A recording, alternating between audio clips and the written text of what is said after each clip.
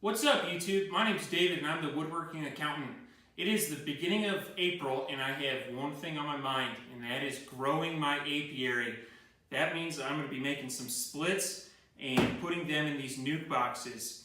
In the last couple days I've been working on building these 7 nuke boxes. I've got one coat of primer on them and they just need one more coat of paint and they'll be ready to go.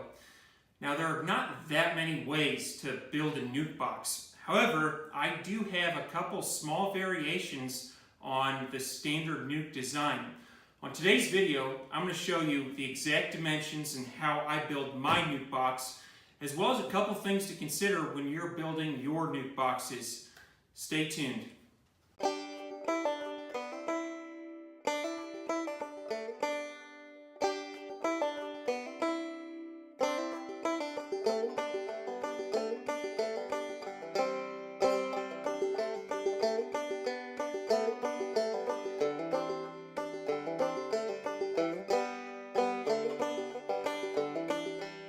Now, before I walk you through the design of my nuke, I'm going to ask you to consider a couple things when thinking about your design.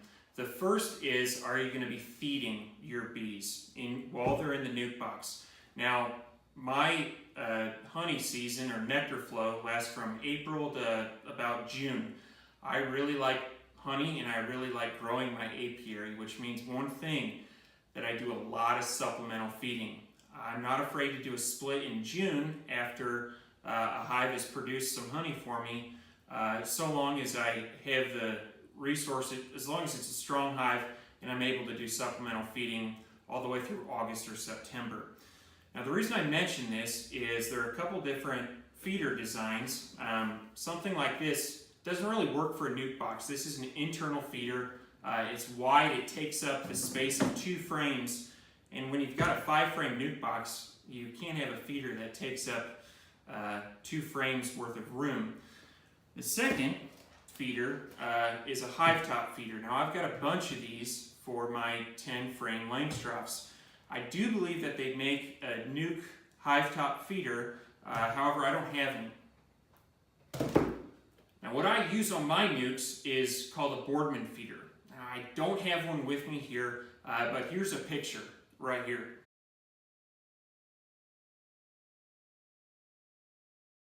Now, the reason I bring up the boardman feeder is because I did make a slight modification to the standard nuke design.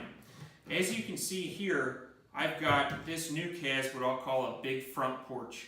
And the reason is, or the reason that I did that, is for these boardman feeders.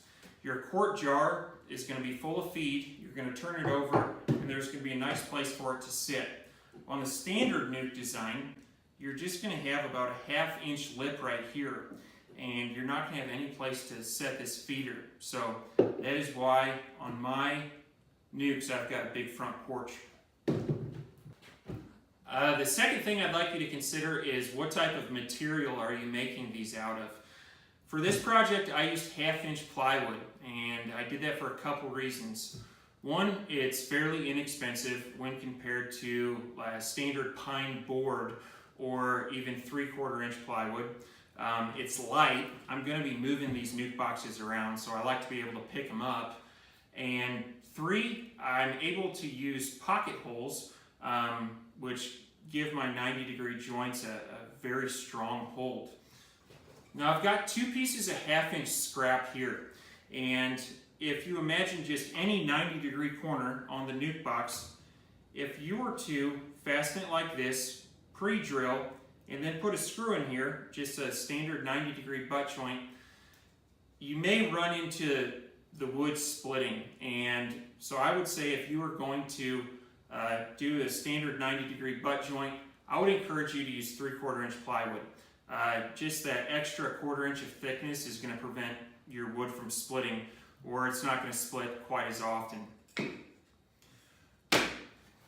Now, because I use pocket holes made from the Craig jig, which you've probably seen me use in a lot of other videos, I have no concern about the wood splitting. As you can see here, I've got 2 pocket holes, and this is how all of my seams are done on my nuke boxes, but no splitting here. It's just a really tight, strong joint, And I'm a big advocate of using pocket holes when making all kinds of beekeeping equipment. Alright, so I'm going to walk you through the dimensions of this nuke box. Here on the side panel, this is 10 1/4 by 19 1/8. Now obviously for one nuke box you're going to want to make 2 of these for each side. Turning around to the front, the dimensions of this are 7 1/2 by 9 inches. And as you can see with the pocket holes, I did these on the outside. Whereas, if you can see that, for the side panel, I did 5 pocket holes on the inside. And the reason I did that was just because on the shorter sides here, if I were to have the pocket holes on the opposite side, I couldn't get my drill in here to fasten the screw. Moving on to the back, this is 7 1/2 inches by 9 1/2 inches. Again, secured by pocket holes on the back. And the last is the top cleat, and this is what allows the frames to sit nice and flush below the lid. This is 8 1/2 inches by 2 inches. Now what I will mention is this is the only piece of 3/4 stock that I used. Did I need to do that? No, but when I show you the cover, the telescoping cover, the dimensions will reflect the short ends having a 3/4 inch cleat as opposed to 1/2 inch if I were to use the material that I used to make the rest of the nuke box. The bottom cover is 8 1/2 inches by 24 inches. Now here's where you get the long front porch. The standard dimensions for a bottom is 8 1/2 inches by 20 inches. And that would just give you a little lip right here for the bees to come and go. However, because I'm using that boardman feeder, I want to have a nice spot for my feeder to sit, and that's right out in front. Pro tip 271, when you're building your nuke boxes, have a frame around and just spot check yourself to make sure that the dimensions are right. It would really stink to make one or a whole bunch of boxes that don't fit a standard length frame. So keep that in mind when you're building these at home. All right, next is the telescoping cover. The frame consists of a long side and a short side. The long side is 21 inches by 2 1/2 inches. And as you can see, on both ends of the long side, I've got pocket holes. On the short side of the frame, this measures 9 3/4 by 2 1/2 inches. And this is what the pocket holes are securing into. And lastly is the cover top, and this is just standard 1/2 inch plywood. This is 9 3/4 by 21 3/4. And this fits really nicely on top of my nuke box. Now, right now I've got 1 coat of primer on this. I'm gonna do 1 additional coat of paint, and then I'm gonna put some tin on top of this telescoping cover just to ensure that this lasts for many beekeeping seasons. There you have it. I've shown you my nuke box, how I build it, and how I put that big front porch on each and every one of my nuke boxes. Now before I finish the video, I'd like to mention a couple things. First is, I know you heard me mention pocket holes a lot today.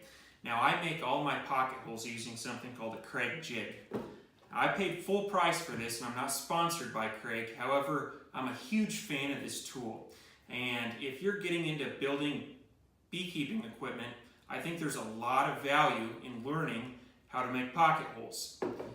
When you first start, so the second thing is when you first start making pocket holes, navigating screw length can be somewhat challenging. Now for those of you who make pocket holes, you know exactly what I'm talking about.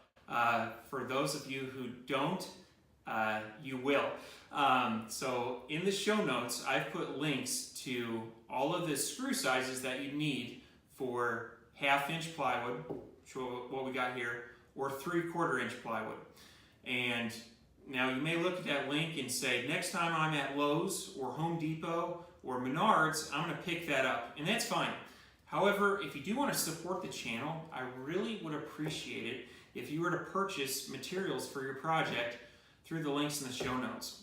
It helps support this channel and allows me to bring more content to you. Thank you for watching today. If you liked today's show, please hit like and then hit subscribe. Thank you so much for watching, and best of luck this beekeeping season.